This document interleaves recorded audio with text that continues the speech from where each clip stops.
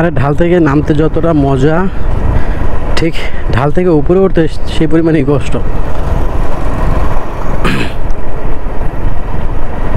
ইঞ্জিনে প্রচুর প্রেশার পড়ে এই পাহাড়ি রাস্তায় গাড়ি চালাইলে। সাজেকে যখন প্রথম সাজেক গিয়েছিলাম তখন আমি একাই গিয়েছিলাম, কিন্তু তারপর আমার অনেক কষ্ট হয়ে গেছিলো, কারণ এত উঁচু রাস্তায় এই প্রথম বাইক জার্নি, আর সিস্টেমে অনেক কিছু বুঝতাম না। একবার পড়ে গেছিলাম, পায়ে ব্যথা হয়েছিলাম প্রচণ্ড।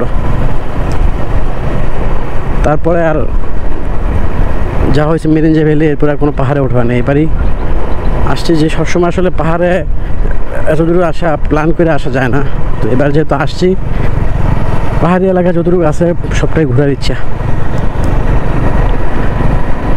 এখন 3টা প্লাস, 3:30 মতো বাজে।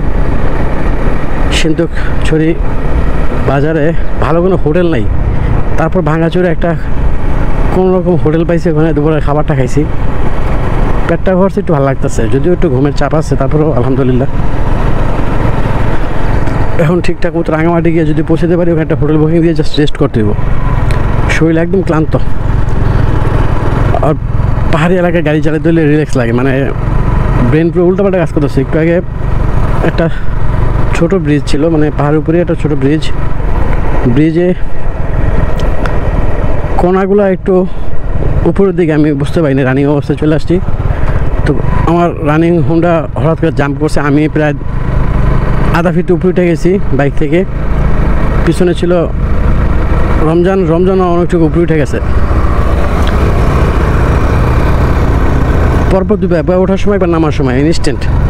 প্রথমবার আমার হতভম্ব হয়ে গেছিলাম, কিন্তু দ্বিতীয়বার আমি পুরো নার্ভাস ছিলাম যে হ্যাঁ কী করবো। তা আলহামদুলিল্লাহ আল্লাহ তাআলা বাঁচাই দিয়েছে, বড় ধরনের বিপদ হয় না। কিন্তু এরকম রানিং অবস্থায় একটা এরকম জাম্প করলে সত্যি বড় ধরনের বিপদ হওয়ার চান্স থাকে, সেই হিসেবে আল্লাহ তাআলা আমাকে সেভ করে দিয়েছে। মানে ঘুমাইতে পারি না, এই জন্য মাথাটা প্রায় উল্টোপাল্টা কাজ করতেছে। আর নর্মালি হচ্ছে কি, আমি রিসেন্টলি একটা অভ্যাস করে ফেলছি আর্লি স্লিপিং আর আর্লি রাইজিং। আমি 10টা-11টার মধ্যে ঘুমাই যাই, ভোরবেলা খুব ভোরবেলা উঠি, তো এই অভ্যাসটাই চলতেছিল। তো হঠাৎ করে যখন প্ল্যান করে আসছি, এখন তো সারা রাত আর ঘুমাইতে পারিনি। তো ওই যে ঘুমের যে প্রেশারটা এটা রয়ে গেছে, যার কারণে সারাদিন একটু খারাপ লাগছে।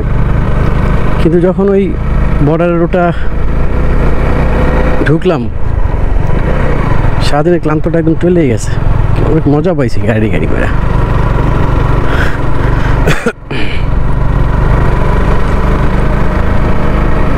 মাইলস্টোন দেওয়া আছে বান্দরবান 170 কিলো, সাজেক 99 কিলো, আপাতত রাঙামাটি ওইখানে হচ্ছে 54 কিলো। ধন্যবাদ সিন্ধুকছড়ি জোন, মানে এটা সিন্ধুকছড়ি জোন শেষ করে আমরা এখন মাহালছড়ি জোনে ঢুকলাম। মাহালছড়ি জোন পাহাড়ি এলাকার নামগুলো আছে না একটু ইউনিক টাইপের, মানে অন্যান্য এলাকার নামে যেমন যে একটা সামঞ্জস্যতা আছে, পাহাড়ি এলাকার নামগুলো একটু ক্রিটিক্যাল আমার কাছে। আমি একটাবার একটা নাম শোনার পর পরবর্তীতে এই নামটা আমি আর মনে করতে পারি না। কেউ বলে দিলে মনে পড়ে যে হ্যাঁ ওই নামটা, কিন্তু নর্মালি আমার মনে থাকে না এই নামগুলি। একটু আমার কাছে খুব জটিল মনে হয়।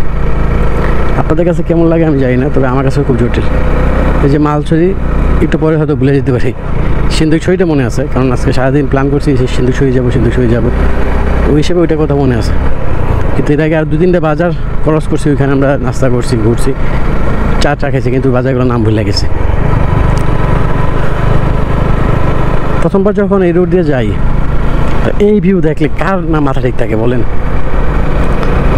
সামনে আরও অনেক উঁচু পাহাড় আছে, ওই পাহাড়ের উপর দিয়ে রাস্তা গেছে। তো প্রথমবার যাওয়ার সময় আমরা যখন দেখলাম আমাদের নিচে মেঘ, উপরে আমরা, এই সিনটা মানে এতটা লোভনীয় ছিল। তখন আমাদের সময় ছিল কম হাতে, আমরা ভাবছিলাম যে সামনে হয়তো আরও বড় পাহাড় পাবো। তো অনেক দূর যাওয়ার পর আর পাহাড় পেলাম না, নিচু পাহাড় পেয়েছি, আর ভিউটা দেখতে পাইনি। মুহূর্তটা হয়তো স্মরণীয় হয়ে থাকে, ওটা করতে পারিনি। দেখি এবার ইনশাল্লাহ যাইতেছি, ওইখানে পাহাড় আছে, মেঘও আছে আকাশে অনেক, সুযোগ পেলে ওইখানে ছবিও তুলবো ইনশাল্লাহ। তবে পাহাড়িদের বাসায় যে ওদের জীবনযাপনটা আমার দেখা খুব ইচ্ছা। আল্লাহ, পাহাড়ে উঠতেছে। এই এলাকার মানুষ যেভাবে গাড়ি চালায় মনে করছে একদম সিম্পল একটা রাস্তা, প্লাটিনা দিয়ে যেভাবে স্মুথলি গাড়ি চালায়, ওদের অভ্যাস আছে, সারা বছর এখানে গাড়ি চালায়। আমরা তো আর ওই অভ্যাস। এই যে সব গারো, ত্রিপুরার গারো, এদের ভাষা কিছুই বোঝা যায় না, কি যে বলে।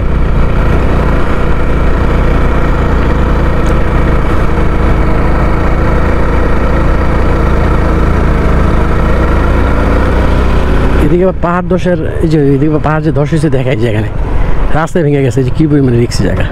বৃষ্টির সময় একটু কেয়ারফুল থাকতো এই সমস্ত জায়গায়। বৃষ্টির সময় আসলে অবশ্যই পাহাড় থেকে আরও, মানে পাহাড়ের সাইডে রাইডিং না করে বেটার, একটু দূরে।